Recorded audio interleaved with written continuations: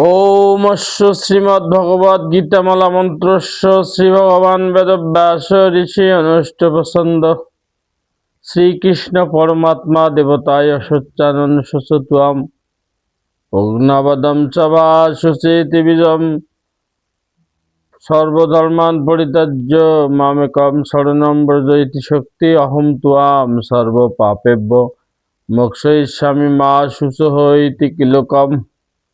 শ্রীকৃষ্ণ পিতার্থে গীতা পূজা পাঠে বিনিয়োগ।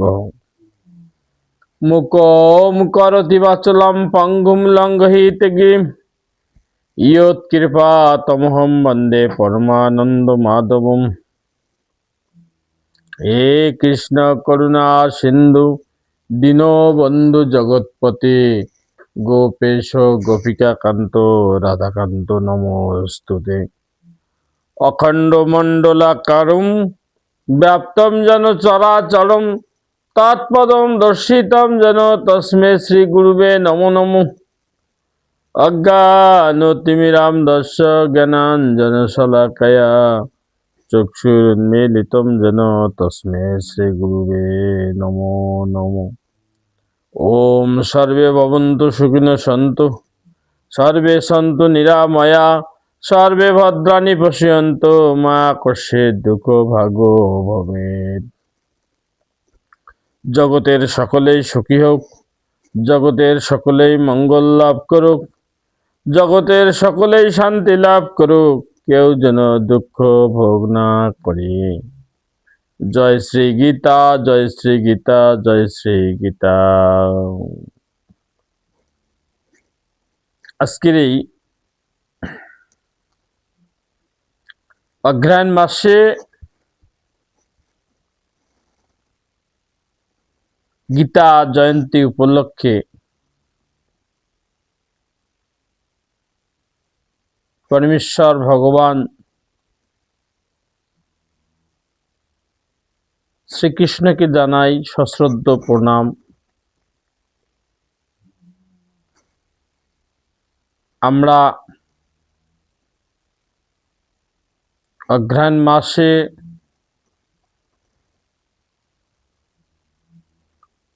শ্রীমদ্ ভগবদ গীতার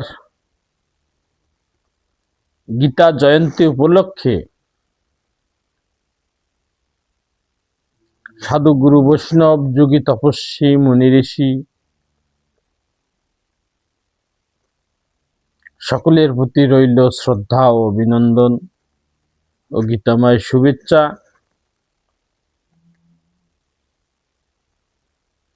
প্রতি বছরের ন্যায় এবারেও ভগবানের অমৃত বাণী শ্রীমদ্ ভগবদ গীতার গীতা জয়ন্তী উদযাপন দিবস উপলক্ষে সকল মাতৃমণ্ডলী সকলের প্রতি রইল ভক্তি, শ্রদ্ধা ও অভিনন্দন।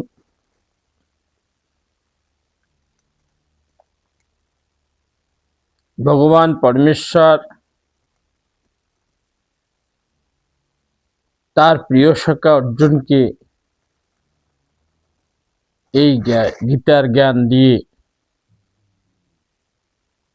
অর্জুনের মোহ থেকে তাকে নিবৃত্তি করেছিলেন। এই গীতার জ্ঞান দিয়েছিলেন অগ্রহায়ণ মাসের শুক্ল পক্ষের মোক্ষদা একাদশীতে।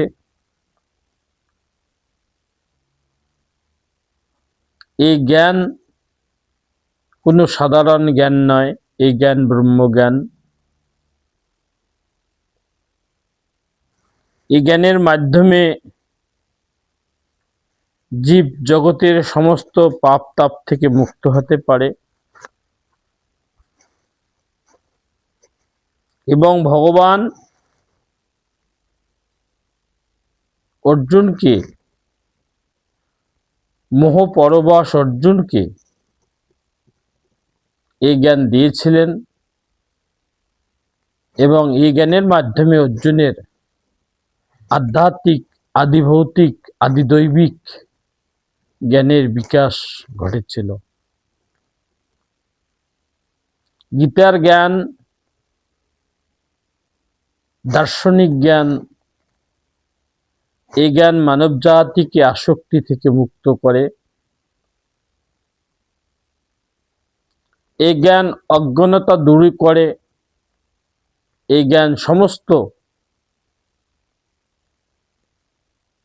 মনুষ্যত্বকে প্রসারিত করে। তাই আসুন আমরা গীতা প্রশস্তি মাধ্যমে গীতার জ্ঞান নিয়ে আমরা আলোচনা করব। অগ্রহায়ণ মাসের গীতা জয়ন্তীতে আমরা কেন গীতা দান করব, কেন গীতা পড়ব, এ বিষয়ে আমরা সকলে মিলি তা শ্রবণ কীর্তন করব। গীতা সুগীতা কর্তব্য কিমনে শাস্ত্র বিস্তরাই স্বয়ং পদ্মনাভস্য মুখপদ্মাৎ বিনিশ্চিতা সর্বশাস্ত্রময়ী গীতা সর্বদেবময়ী গেহরি সর্বতীর্থময়ী গঙ্গা সর্বধর্মময় মনু গীতা গঙ্গা চ সাবিত্রী সীতা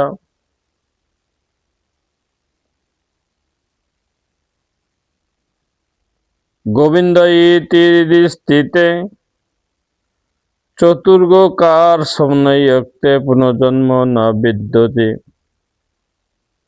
গীতাধীতা চ জনাপি ভক্তিভাবেন চেতসা বেদ শাস্ত্র পুরাণানি তেনাদিতানি সর্বসহ। অর্থাৎ গীতা সাক্ষাৎ ভগবান শ্রীকৃষ্ণের মুখ পদ্ম হইতে নিঃসৃত হয়েছে, তা উত্তম রূপে পান করা কর্তব্য। অন্যান্য অধিক শাস্ত্র পাঠের প্রয়োজন কি? ভক্ত সজ্জন দেখেন, এখানে ভগবান নিজেই বলেছেন যে গীতা ভগবানের মুখনিসৃত বাণী, পরমেশ্বর ভগবান শ্রীকৃষ্ণের মুখনিসৃত বাণী। এই গীতা ভক্তি ও শ্রদ্ধার সহিত পাঠ করিতে হইবে এবং অধ্যয়ন করিতে হইবে। গীতা সর্বশাস্ত্রময়ী, হরি সর্বদেবস্বরূপ, গঙ্গা সর্বতীর্থময়ী। নদীর মধ্যে গঙ্গা, এই গঙ্গায় স্নান করিলে সমস্ত মল দূরীভূত হয়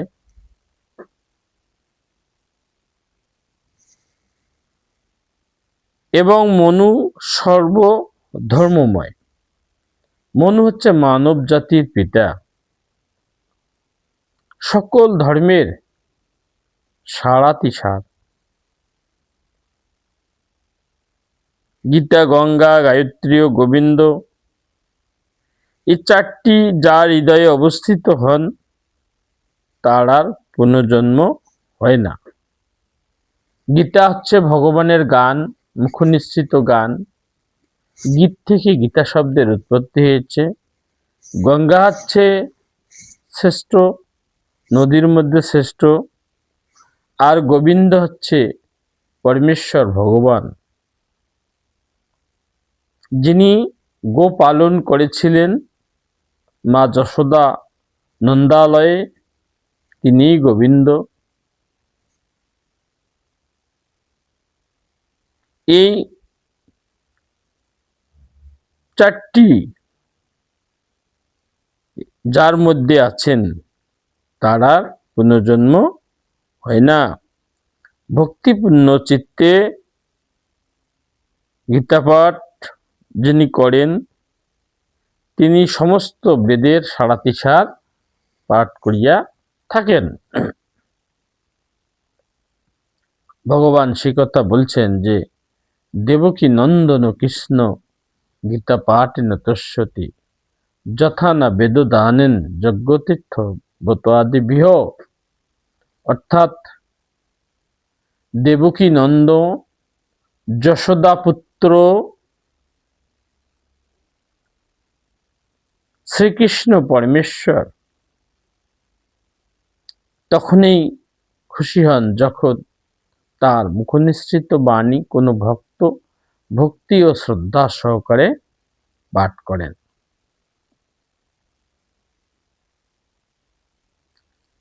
যথা না বেদদানেন যজ্ঞতীর্থ ব্রতাদিবিহ, অর্থাৎ যদি কেউ যজ্ঞ দান করেন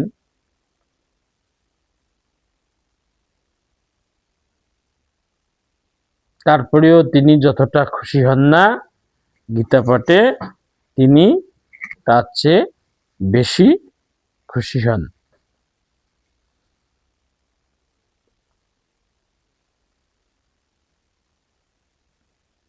গীতা পাঠ করিলে কি হয়? গীতা পাঠের ফল কি?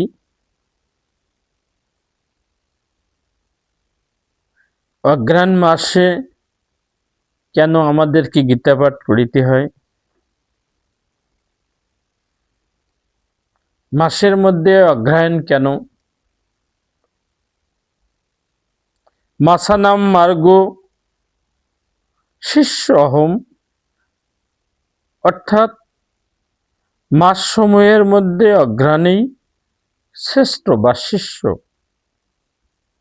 তাই আমাদেরকে সকলের কর্তব্য অগ্রহায়ণ মাসে বেশি বেশি করে গীতা পাঠ করতে হবে, গীতা দান করতে হবে। আমরা শুধুমাত্র অগ্রহায়ণ মাসেই গীতা পাঠ করব, অন্যান্য মাসে গীতা পাঠ করব না, তা হয় না।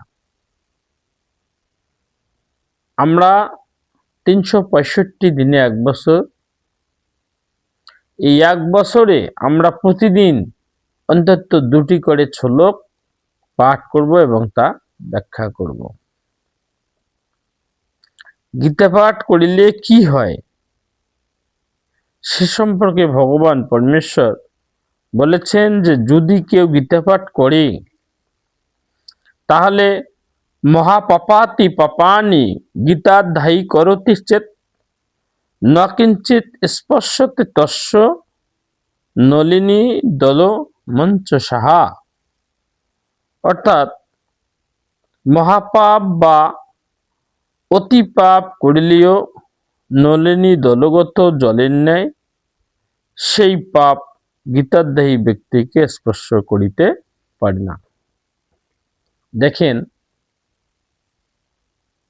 উপস্থিত সুধীজন, এখানে ভগবান বলছেন যে যদি কেউ গীতা পাঠ পড়ে তাহলেও তাহাকে মহাপাপী বা অতি পাপীও যদি হন তাহাকে গীতা পাঠের ফলে পাপ স্পর্শ করিতে তাহাকে পারে না। তিনি খাদ্য বিষয় সম্পর্কে বললেন। আমাদের সমাজে খাদ্য নিয়ে আমরা খুব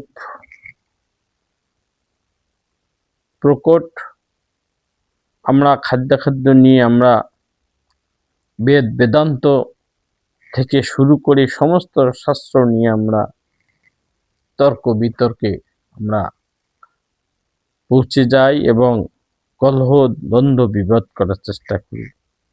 কিন্তু গোবিন্দ খাদ্য সম্পর্কে তিনি কি বললেন আমরা তাহাই আলোচনা করব।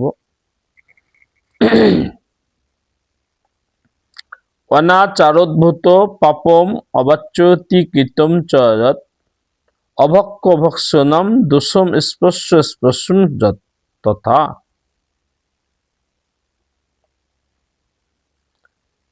জ্ঞানাজ্ঞান কৃতম নিত্যম শ্রেয় জনিতঞ্চ যৎ তৎসর্বম নাশমায়াতি গীতা পাঠেন তৎক্ষণাৎ। তিনি বললেন, গোবিন্দ বললেন যে অনাচার অবাচ্য কথন কেউ যদি অনাচার করে, অবাচ্য কথা মানে অবাচ্য কথা বলে, অশ্রাব্য কথা বলে, অভক্ষ ভক্ষণ করে, যাহা ভক্ষণের যোগ্য নয় তাহাও যদি সে ভক্ষণ করে, এবং স্পর্শ জনিত, অস্পর্শ শব্দের অর্থ এখানে যাহা স্পর্শ করা যাবে না, অস্পর্শ। যদি কেউ অস্পর্শ করে, স্পর্শ, তাহাকে পাপ সকল জ্ঞানকৃত বা অজ্ঞানকৃত বা ইন্দ্রিয়জনিত যে কোনো দোষেই হোক না কেন, জেনে অজেনে, জ্ঞানে অজ্ঞানে,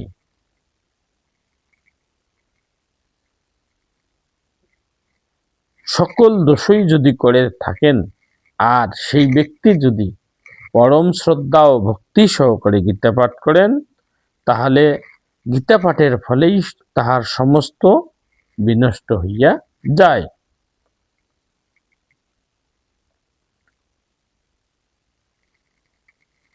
আমরা পরের শ্লোকে দেখতে পাই ভগবান শ্রীকৃষ্ণ বলেছেন,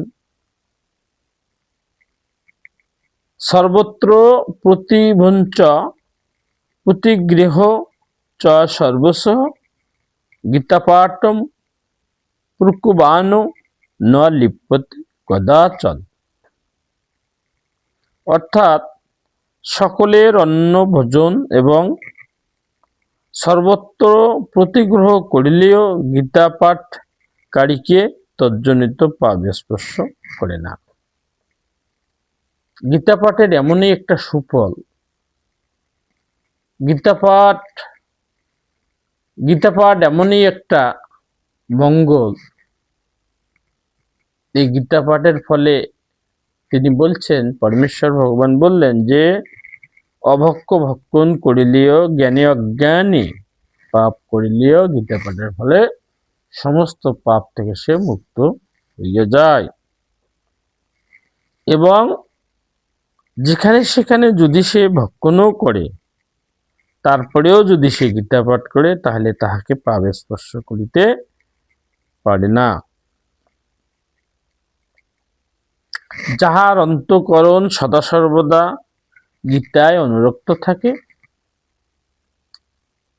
অর্থাৎ যিনি সদা সর্বদা গীতা চিন্তায় ব্যতিব্যস্ত থাকে, গীতার স্মরণ বন্দন অর্চন তপস্যা জপ নিয়ে চিন্তা চেতনা করেন, ভাবনা করেন, তিনি সাগ্নিক, জ্ঞাপক, ক্রিয়ান্বিত ও পণ্ডিত। তিনি ধনবান, তিনি দর্শনীয়, যোগী, জ্ঞানবান, তিনি যাজ্ঞিক, যাজক, সর্ববেদা দর্শী। গীতা পাঠের এমনই মাহাত্ম্য যে গীতা পাঠ করিলে সমস্ত থেকে সে মুক্ত হইয়া যায়, সমস্ত পাপ থেকে সে মুক্ত হইয়া যায়। তারপরে ভগবান বললেন, গীতায়া পুস্তকম এত্র নিত্য পাঠচ বর্ততে তত্র সর্বাণি তীর্থানি প্রাগানানি ভূতলে। দেখেন, তিনি বললেন যে ভগবান শ্রীকৃষ্ণ বললেন, যে স্থানে গীতা পুস্তক থাকে এবং নিত্য গীতা পাঠ হয়, তথায় ভূতলে প্রাগাদি সমুদায় তীর্থই বিদ্যমান থাকে। তিনি বললেন যে যেখানে গীতা থাকে, যে স্থানে গীতা পুস্তক রাখা হয়, সেখানে এবং সেখানে যদি গীতা পাঠ করা হয়, তাহলে কি হয়, প্রাগাদি সহ সমস্ত তীর্থই বিরাজ করিয়া থাকে।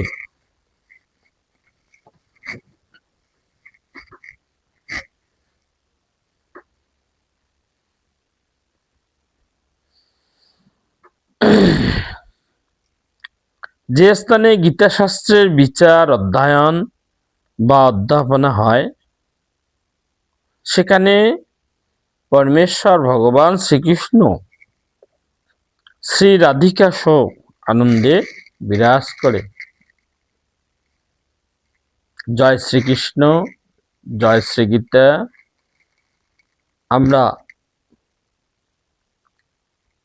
গীতা পাঠ করার ভাবনা ভাবি না, আমরা গীতার জ্ঞান অর্জন করার চিন্তা করি না। সুধী সজ্জন, দেখুন ভগবান শ্রীকৃষ্ণ গীতা পাঠের ফলে একজন ভক্ত কোন পথে উন্নীত হয় এবং ভগবান শ্রীকৃষ্ণ কি সন্তুষ্ট হয়। ভগবান শ্রীকৃষ্ণ বললেন, গীতা মে হৃদয়ং পার্থ গীতা মে সর্বোত্তমম গীতা মে জ্ঞানম অগ্রুতম গীতা মে জ্ঞানম অব্যয়ম গীতা মে চৌত্তমম স্থানম গীতা মে পরমম পদম গীতা মে পরমম গুহ্যম গীতা মে পরম গুরু। ভগবান শ্রীকৃষ্ণ বললেন, হে পার্থ, গীতাই আমার হৃদয়। গীতাখানা ভগবানের হৃদয়, গীতাই আমার সর্বস্ব, গীতাই আমার অতুগ্র এবং অব্যয় জ্ঞান স্বরূপ, যে জ্ঞানের কখনো ব্যয় হয় না, তাহাকে বলে অব্যয়। গীতা আমার উত্তম স্থান, অর্থাৎ গীতাই তাহার উত্তম স্থান, গীতা আমার পরম পথ, গীতা আমার পরম গুহ্য, গীতা আমার পরম গুরু। ভগবান শ্রীকৃষ্ণের গীতা গুরু, গীতা উত্তম স্থান। তাহলে যদি ভগবান শ্রীকৃষ্ণের গীতা গুরু হয়ে থাকে, গীতা যদি উত্তম স্থান হয়ে থাকে, গীতা যদি পরম পদ হয়ে থাকে, তাহলে সে গীতার প্রতি আমাদের সকলেরই শ্রদ্ধা ভক্তি আমাদের থাকা উচিত এবং এই গীতা প্রতিদিন অন্তত গীতা পূজা করা উচিত। ফুল জল দিয়ে গীতা পূজা আমরা যখন করব তখন আমাদের মনে অপার শান্তি ও ভক্তি বিরাজিত হবে। গীতা পুস্তক, এটা পুস্তক নয়, এটা স্বয়ং ভগবানের বাগ্ময় বিগ্রহ। এই বাগ্ময় বিগ্রহকে আমাদের প্রতিদিন পূজা করতে হবে, প্রতিদিন আমাদের অর্চন করতে হবে, বন্দন করতে হবে। তাহলে মনে অপার শান্তি বিরাজিত হবে। অপিচেচ্ছ দুরাচার ভজতে মা মনন্য ভাগ সাধুরেব সমন্তব্য সম্যক ব্যবস্থিত হি সহা। ভগবান বললেন যে অতি দুরাচারীয় যদি আমার ভজনা করে, সাধুরেব সমন্তব্য, তাহাকে সাধু বলিয়া গণ্য করিবে। অতি দুরাচারও যদি, ভগবান বলছে যে অতি দুরাচারও যদি আমার ভজনা করে, তাহলে তাহাকে সাধু বলিয়া গণ্য করিবে। ক্ষিপ্রম ভবতি ধর্মাত্মা শশত শান্তিম নিগচ্ছতি কন্তেয় প্রতিজানি নমে ভক্ত প্রণশ্যতি। অর্থাৎ ভগবান বললেন যে ক্ষিপ্রম ভবতি ধর্মাত্মা, অতি শীঘ্র সে ধর্মাত্মায় পরিণত হবে এবং শান্তি লাভ করবে। এই কন্তেয়, তুমি মনে করবে, তুমি ভাববে আমার ভক্ত কখনো বিনাশ প্রাপ্ত হয় না।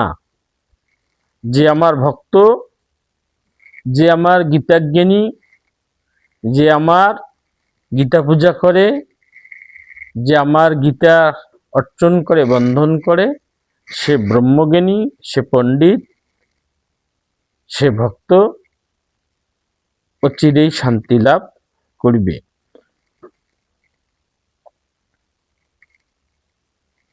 আসুন আমরা প্রাতঃ গীতা পাঠ করি। গীতা পাঠ করলে আমাদের অপার শান্তি আসবে।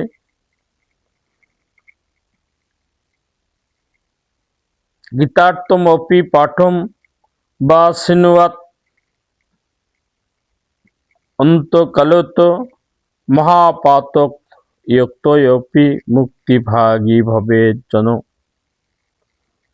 অন্তিমকালে যদি কেউ গীতা পাঠ করে বা শ্রবণ করে, তাহলে সে যদি পাপী থেকে মহাপাপীও হয়, তারপরেও সে মুক্তিভাগী হইয়া থাকে। অর্থাৎ অন্তিমকাল বলতে মৃত্যুকালেও যদি কেউ গীতা পাঠ করে বা গীতা শ্রবণ করে বা গীতা উচ্চারণ করিতে করিতে যদি মৃত্যুবরণ করে, তারপরেও সে মুক্তি হইয়া থাকে।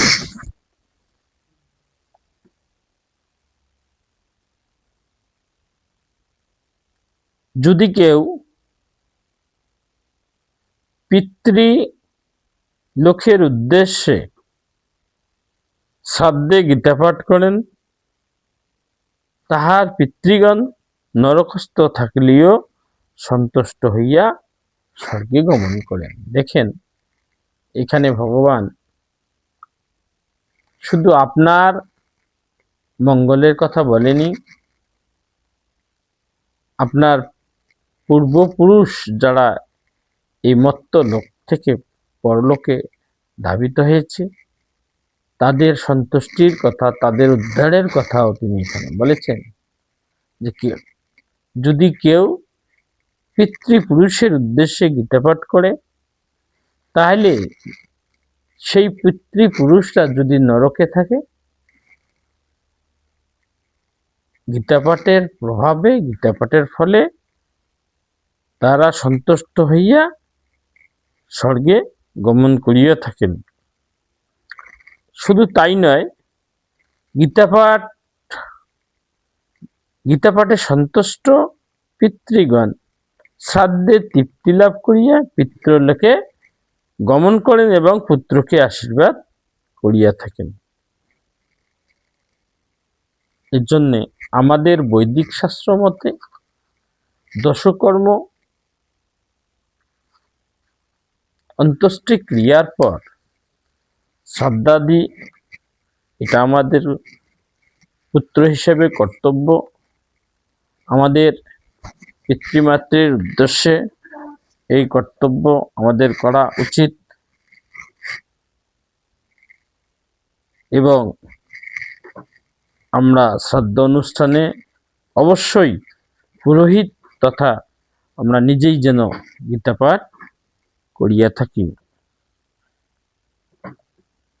এই অঘ্রাণ মাসে, গীতা জয়ন্তী মাসে যদি কেউ এই গীতা বিপ্রকে দান করেন, বিদ্বান বিপ্রকে দান করেন, তাহলে তাহার আর পুনর্জন্ম হয় না। গীতা দানের যে এত প্রভাব, গীতা দানের যে এত খ্যাতি, গীতা দানের যে এত সুগম পথ, এখানে ভগবান বললেন কেউ যদি 100 গীতা পুস্তক দান করেন, তিনি ব্রহ্মলোক প্রাপ্ত হন, তাহার আর পুনরাবৃত্তি হয় না। অর্থাৎ তাহাকে আর এই ধরাধামে আসতে হয় না। এখানে 100 গীতার কথা বলছেন ভগবান, যে কেউ যদি 100 গীতাও পুস্তকও দান করে,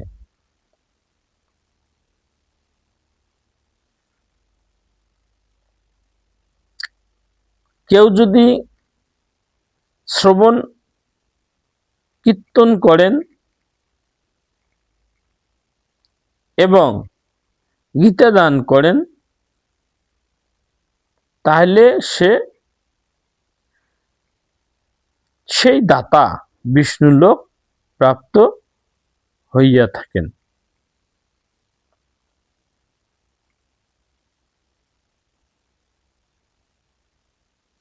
আসুন আমরা গীতা দান করি, গীতার বাণী ভক্তদের মাঝে আমরা প্রচার করি, ভক্তদেরকে আমরা গীতার বাণী শ্রবণ কীর্তন করানোর চেষ্টা করি।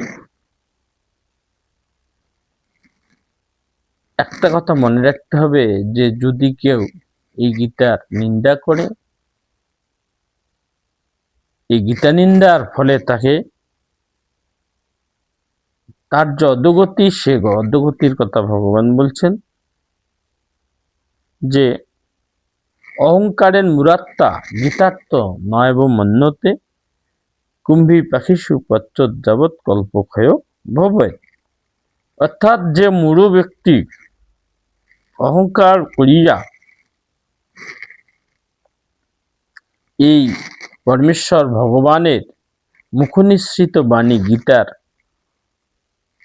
অবমাননা করে, অমান্য করে, সে কল্পক্ষয় পর্যন্ত কুম্ভীপাক নরকে পতিত থাকে।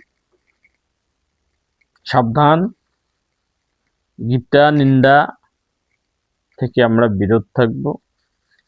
আমরা গীতার ভজন পূজন আমরা করব। পরের শ্লোকে তিনি বললেন, গীতার্থম বাচ্যমানম ইয় না শৃণোতির সমীপতঃ সুকর ভবম জুনি মনে কাম দিগচ্ছতি। যে ব্যক্তি সমীপে থাকিয়াও কথ্যমান গীতা ব্যাখ্যা শ্রবণ করে না, সে শূকর যোনি প্রাপ্ত হয়। অর্থাৎ গীতা পাঠ চলছে, গীতার আরাধনা চলছে, গীতার বন্দনা চলছে, কেউ যদি সেই সময় গীতার শ্রবণ কীর্তন না করে, তাহলে তার শূকর যোনি প্রাপ্ত হইয়া থাকে। আমরা এই গীতার প্রতি আমাদেরকে ভক্তি ও শ্রদ্ধার সহিত আমাদের এই গীতার শ্রবণ কীর্তন করিতে হইবে। এই গীতা শ্রদ্ধাপূর্বক পাঠ করিতে হইবে,